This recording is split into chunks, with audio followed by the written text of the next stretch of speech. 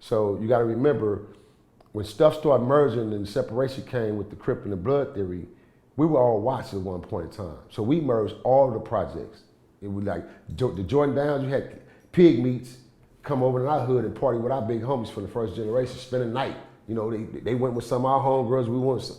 Our big homies went with some of their homegirls, had kids by them. So the projects wasn't separated once upon a time. It was all, the projects were together. It was just all Watts. It was the community of Watts. It was just the W.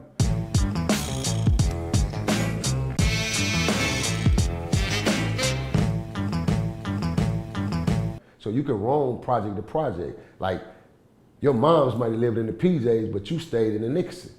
So you claiming the Nickerson, but your mother literally lived in the PJs. So you would go home and sleep in the PJs, get up in the morning, and then come to the projects.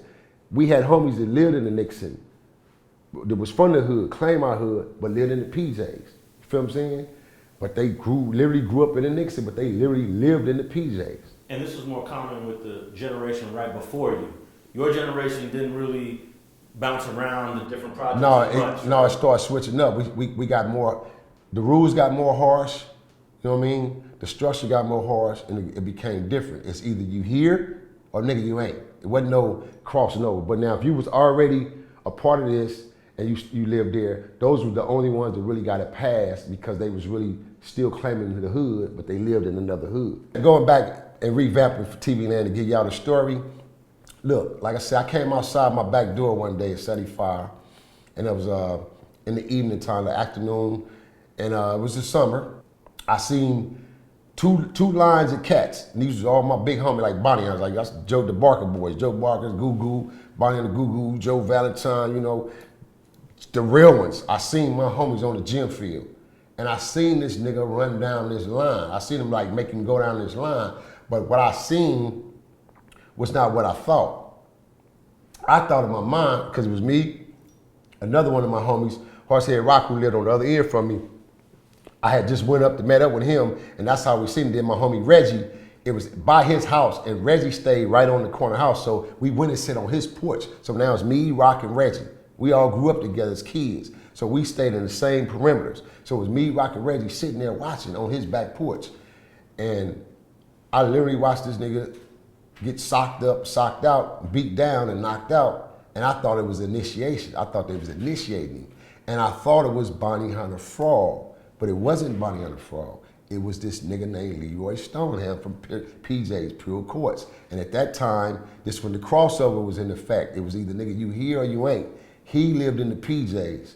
But one of the homies, there was a homie, a thorough Bonnie Hunter, brought him to the hood. Once he came to the hood, the nigga wasn't about the business like he was supposed to. But if you seen his stroll, you would think this was one of the hardest bloods you ever seen in America, because the boy had a stroll that'll fear you just from his stroll. But the nigga wasn't pussy. He was cushion, buckled up in YA. You know what I'm saying? The nigga didn't want to get down with OG Rick Rock from Gray Street. Now I'm talking about the original Rick Rock. It's two originals, Ricky Reynolds. I'm talking about Rick Rock with the mo on his face. So big Rick Rock, he didn't want to get down with Rick Rock. So my homeboy Bonnie Hunter Bill and myself and Rat Dog, we was in TS, we was all in YA. We had to pick up the slack and go get at this nigga Rick behind this nigga, not wanting to get in. You feel what I'm saying?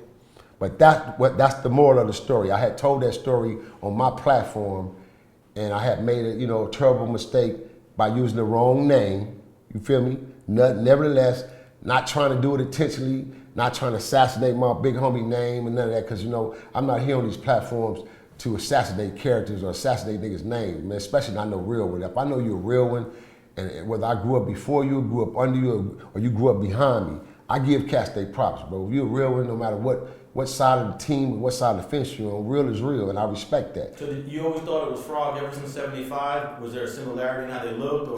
Bro, up until it was brought to my attention, because niggas be getting their feelings nowadays and shit, man, until it was brought to my attention, I was like, and when I talked to my big homie Google on the phone, we talking on the phone, and Google was like, yeah, I remember that shit. He said, but B, that was me and Leroy.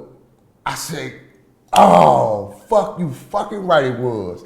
Because it was. And so that's how I was able to recap and revamp and go back into that aspect and things like, damn, I had to flash back and say, oh shit, that wasn't Fraud.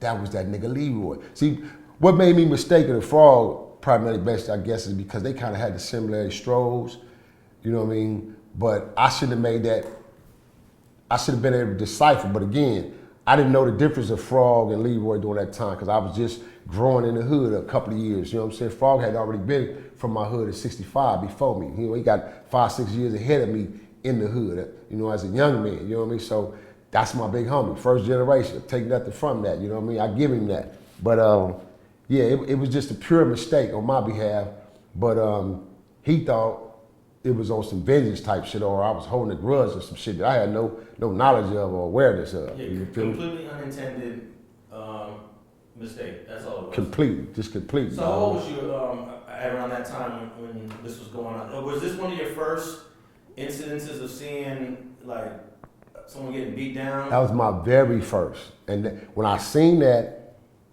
that was my initiative to say, okay, well damn, if I become a part of this, this is what's gonna happen. I gotta go through this. Fuck it, you know, if I do, I'm gonna be at my best, and I'm gonna be like them. You know, so I used to watch Ray Boys, I used to watch Joe Barker, I used to watch Tony Barker, watch Gary, you know what I mean? Watch Tony Moses, I used to watch, I ran with Lightbulb, I ran with, few of my big homies I got up under, they took me under the wing, I ran with them, so that's how I learned. You feel me?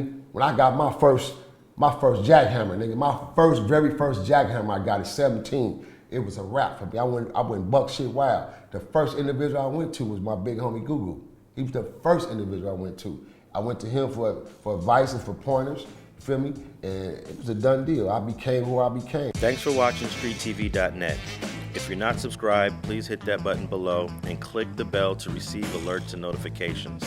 Feel free to comment below so you can give us your feedback, and be sure to watch the 2 related episodes to the right. If you want to support this platform or follow us on social media, visit the links in the description, and thanks for watching StreetTV.net.